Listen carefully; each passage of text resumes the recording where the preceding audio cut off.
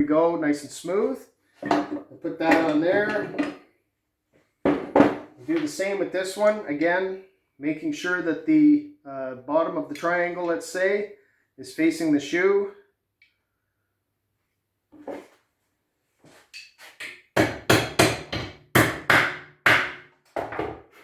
So it's back in. Now, on the new brake shoes, you may find that the cams don't want to go in very easily. What it is this coating, you can see it here, it's sort of a bronzy colored coating. It fills up this hole a bit and the cams don't go in very well. So what I've done on this one, which this side here didn't want to go in with the brass bushing, instead of fiddling with the round bushing, I just take a stone on a Dremel and I just clean the inside. Just clean it enough so that the cam goes in, tap it in, nice and smooth again. So we've got that all together.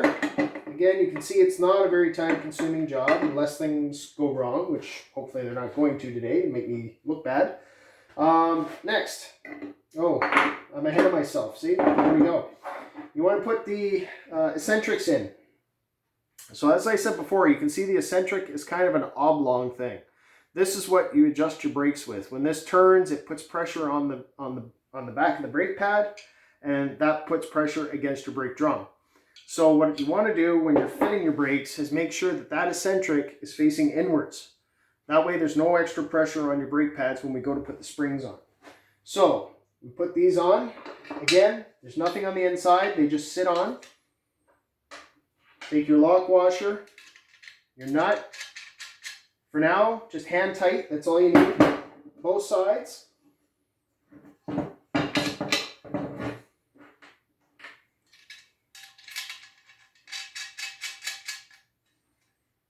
And there we go. So they're in. Again, put those on before you put the brake pads on. I was getting ahead of myself. So the other thing is there's little slots here.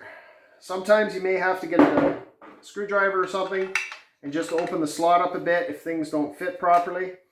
Just a gentle bit. You know, you want these to slide in here nice and easy, but you don't want them to bend this too far so that they're too sloppy. So there we go. We've got that done. Now we're going to put in our pins. Okay, you'll notice on the pin there's a small divot in the end of the pin. When we go to adjust the brakes, hopefully in a later video at some point, these points will be essential to getting your brakes set up properly. So just make note that your pins should have these little divots on them. The divots are on the opposite side of the triangle bit. So where we got here? So here's how your cam is. The divot is on the round side, not on the point at the bottom. So if you buy some of these, maybe aftermarket ones don't have the divot, just take a little drill bit, just drill a little bit of a hole in the end, fill it with white paint so that you can see it in the dark when you're trying to adjust your brakes if you don't have very good lighting. But again, that'll be a later video. So we're going to put these in. Again, you can see where the point is here on the cam, or on the bushing. So we want to get it so that the bolt goes in, just like that. Well, actually, we're ahead of ourselves again. Sorry guys, I'm not very good at this. I'm not very good at public speaking either, so again, my apologies.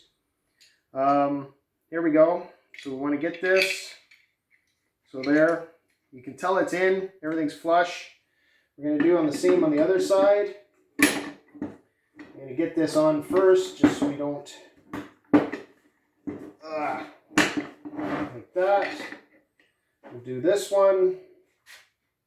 Again, look for that point. Drops in nice and easy. Hold them with your hand, flip it over. Again, you want a lock washer, fine threaded nut. Put these on, again, just hand tight, just so they're snug enough that they hold everything together. If you do things too tight right now, you're going to have problems later when you go to adjust and when we go to put the spring in. So, there we go. So now, basically, you have an almost complete brake drum here, or backing plate, whatever you want to call it. So again, you want to double check, make sure that your eccentrics are all the way in. To do that, if you take a small wrench, I think it's quarter inch wrench on the end, and if you turn the eccentric, you'll see the pad go in and out because it's pushing against the pad, or the backing plate, I should say, pushing against the back of the brake pad. So you may not be able to see it, but it is making this pad go in and out.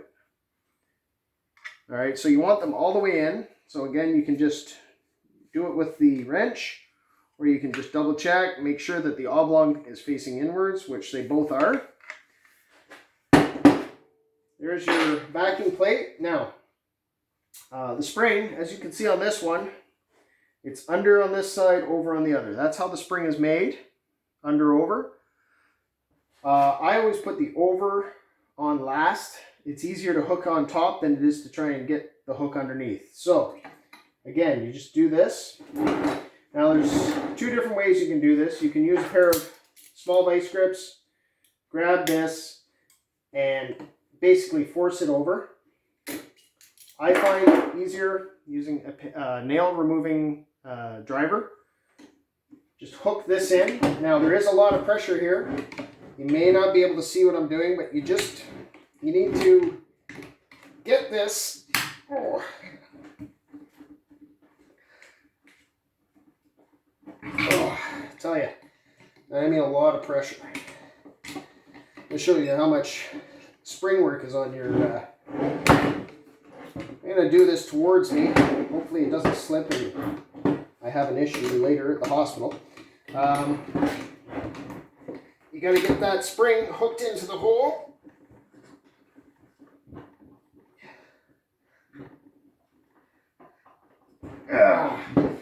This one's being difficult. So, I'm just going to check. Okay, so let's try this again. Put this one underneath, this one over top. I'm going to try and do this a different way. Pad on there. Again, like I say, it's not a professional video, because they'll show you this going together real nice and smooth. I'm just showing you how difficult it can be. There we go. And it's together. That was easy. So now, you have two, these are my front ones for the front axle. So again, large pads to the front, left and right, drivers and passengers. These are set, these can go on the axle now. I haven't tightened anything up, but I won't until I go to adjust the brakes. It's just, there's no point now because you're not going to do anything except make it difficult to get your drums on and things like that. Last thing we're going to do, put our bleeder screw back on.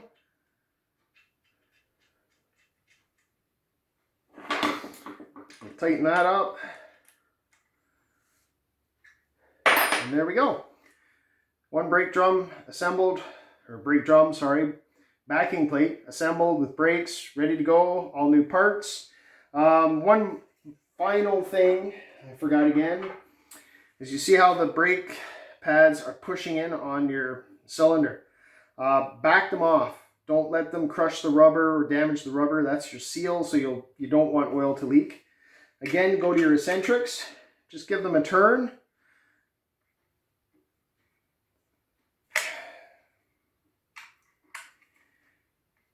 And you can see the brake, now they've got a bit of a space in here, whereas before it was pushed right up. We do the same thing on this side.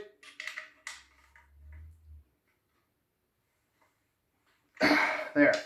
So hopefully that's not open too much that we can't get the new brake drum or the refinished brake drum over top. If it is, we'll have to turn them back in to get the brake drum on and then open them up again. But this way you're not damaging this rubber seal. I hope that went well enough and you understand everything that I just did here. Beside me I have the parts manual. In here it shows all of the part numbers, etc., except for the cylinder. But it gives you all the brake numbers, the brake parts, their matching numbers for ordering. A lot of websites will have the number beside the part when you're ordering, or they'll have the equivalent number.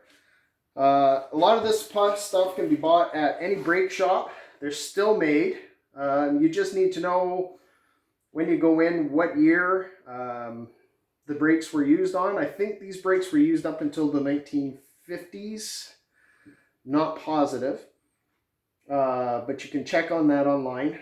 And same with the brake cylinders. All that can be bought at Napa, UAP, or through Willys Acres, Ron Fitzpatrick Jeep parts, Peter DeBella parts, you name it. They all carry these parts. These are common things that you need on the Jeep, so it's something they always have in stock. The other thing I've got here is a big old parts bin for used brakes. I always keep everything. You never know when you're going to need eccentrics or cams, backing plate, like the plates. There's even brass fittings here for the brakes, for the brake fluid on the back of the back axle. I keep everything.